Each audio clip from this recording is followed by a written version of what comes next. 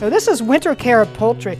These are the books. I've already talked about them a little bit about. It's the size of the flock dictates the management, the labor-saving kind of techniques. And so we've done it all. We had probably the tiniest vertically integrated poultry ranch in the world because we had our breeder flocks for meat birds. We collected the eggs. They were on pasture, by the way. We collected the eggs. We incubated the eggs. I've incubated thousands of eggs.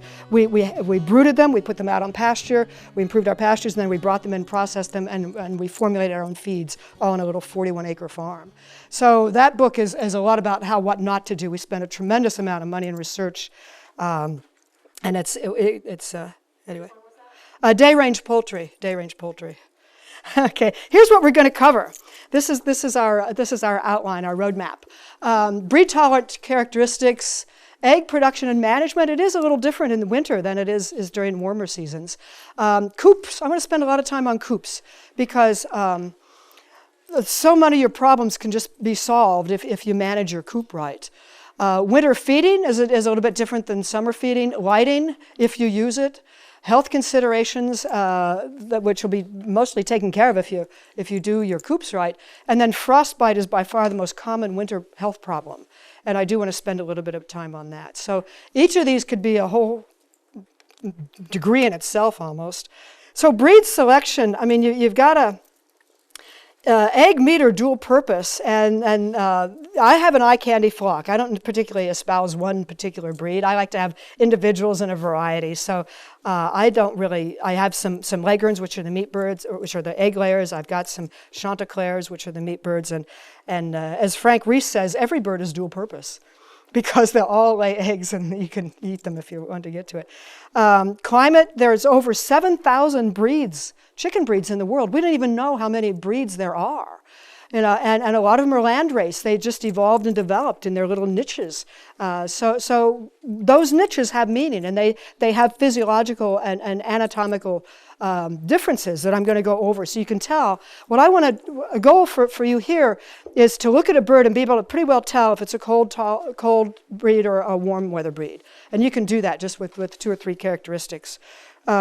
Size of the run and personal preferences on birds. I mean, that's... So here's how you can tell whether it's a cold bird or a warm bird. The bird up here is a chanticleer. See her comb? That's called a cushion comb. Where do you think this breed was bred? Canada. Yeah, that's from Canada. It's from Ontario, for those cold winters up there. So it's more resistant to frostbite. How about this breed here? Look at that. That's just a single comb. There are breeds that there's like 8 different kinds of combs, and they go really big, some of them. But what about this breed here? What do you think they would do with frostbite? It's not quite as cold tolerant. A little bit more so, but not as much as the chanticleer. And then this breed here is an Americana. That's an Easter egg layer. It has a little pea comb. That's called a pea comb. Bred in the mountains of Peru. Yeah, so she's very cold tolerant. And notice even the wattles here are covered. So she's good with that. She has very small wattles here. So that's your quick and dirty how to tell if a breed is going to be with their combs. Now, the other way is by body type. So you kind of got a head on it already. This is a white leghorn. Look at that comb there. And of course, look at the body type. She's not quite as round. This is a Buff Orpington. See how round that body is? Solid that body is. This body has a lot of heat retaining capability to it. The leghorn has some. I mean, they do pretty good in winter, but of course you've got that comb there that's subject to frostbite, but they're not bad. But what about the Malay? This is an Asian bird. You think that bird would be good in the winter? I mean, it just doesn't have the body mass to it, and it has what's called tight feathers. So it doesn't have the insulative value that the Orpington. I mean, you got a feather cushion here and almost with there. So that's the other way, is to just look at their body size and type, and you can kind of well tell if they're for warm or cold climates. It's that simple, really. Yeah. For our zone 6. Yeah. How important is it to have that small comb in the? I think zone 6 is pretty temperate, and I think you can go with about anything. I mean, when I think of up in Alaska or down in Florida. And there are people that have Chanticleers, the winter breeds in Florida, like they've got huskies down there. And they say, well, just they're feathers, that same thing that insulates them from the cold, insulates them from the heat. I mean, I haven't heard how the Chanticleers have done. This was just a year ago she was taking them down.